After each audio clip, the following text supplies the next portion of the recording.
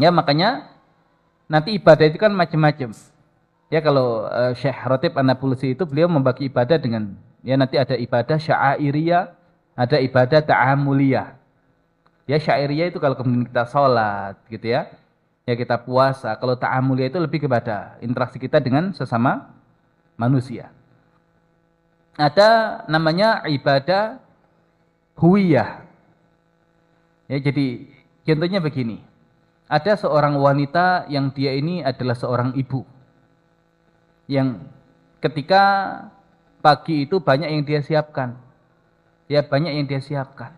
Ya walaupun laki-laki ini tidak perlu dibenturkan. Kalau bisa diambil semua, diambil semua. Kalau nggak bisa sesuai dengan porsinya. Tapi kita hanya ingin mengambil perbandingan. Ya, jadi seorang ibu yang dia punya anak-anak yang harus diurus ketika pagi, punya suami yang harus disiapkan keperluannya sebelum berangkat kerja. Nah, ibu yang pertama itu dihabiskan sepanjang malam itu untuk salat malam. Setelah subuh dia tidur, nggak kuat. Ya akhirnya tadi anaknya ngurus dirinya sendiri, suaminya juga mempersiapkan persiapannya sendiri, kemudian semuanya berangkat sekolah. Yang satu, ya kemudian dia ya tidur malamnya, istirahat yang cukup, seandainya sholat pun sholat secukupnya. Kemudian paginya itu setelah subuh dia siapkan semua keperluan anak-anaknya, ya dia siapkan kebutuhan suaminya, baru kemudian semuanya ya berangkat kerja dan sekolah. Mana yang lebih mulia, ibu pertama atau kedua? Hah? Yang kedua. Ya kenapa? Ya kalau yang pertama tadi, ya dia manfaatnya hanya untuk dirinya, tapi yang kedua itu untuk keluarganya. Dan bahkan kalau dipaksakan untuk yang pertama, keluarganya terbengkalai tadi itu. Ya tidak untuk dibenturkan, tapi kalau kemudian kita lihat, ya masing-masing mengukur dengan kemampuan yang ada pada dirinya. Ya kalau kemudian ilmunya belum cukup, ya dan sulit, ya ketika belajar ilmu itu untuk paham, juga perangkatnya belum banyak, ya tadi ibadahnya nggak ada masalah, memperbanyak ibadah fardhiyah saja. Nyata kemudian ibadah yang paling memungkinkan. Tapi kalau kemudian punya kemampuan untuk mengakses ya kitab-kitab para ulama, ya punya pemahaman yang kuat. Nah itu sayang waktunya kalau kemudian tidak digunakan untuk menggali ilmu yang itu manfaatnya untuk orang banyak. Gitu ya. Nah itu begitu ilmu. Ya jadi artinya lagi-lagi ini masalah kesadaran.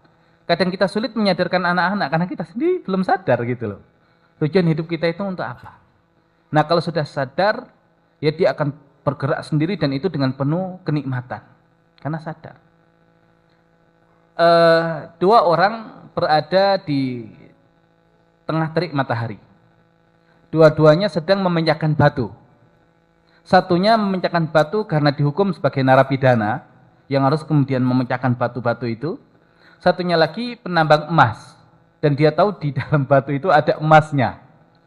Sama-sama di bawah terik matahari, ya kemudian sama-sama kemudian memecahkan batu. Ya tapi kira-kira ketika yang ini mukul sama nggak rasa pukulannya? Yang ini merasa setiap pukulan itu siksaan bagi dia.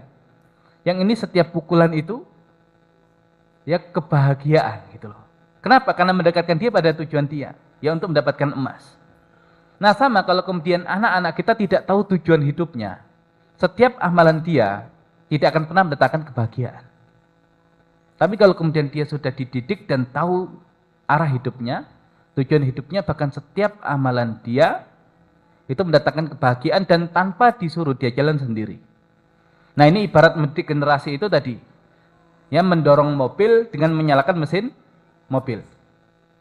Kalau mendorong mobil, ya jalan, tapi jalannya hanya seperti itu. Tapi kalau kemudian menyalakan mesin mobil, nggak usah didorong, dia akan jalan. Nah, maka dalam pendidikan kita milih yang pertama atau yang kedua? Ya. Nah, nyalanya mobil itu, ya kalau kemudian manusia itu ya tadi.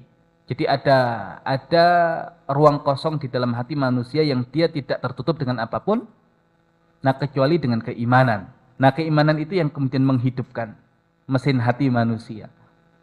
Nah kesadaran itu yang kemudian perlu ditumbuhkan ya pada anak-anak kita. Makanya kalau kemudian dibekali dengan iman kepada Allah, ya kemudian ilmu tentang Allah, maka setiap aktivitasnya itu tersambung dengan Allah.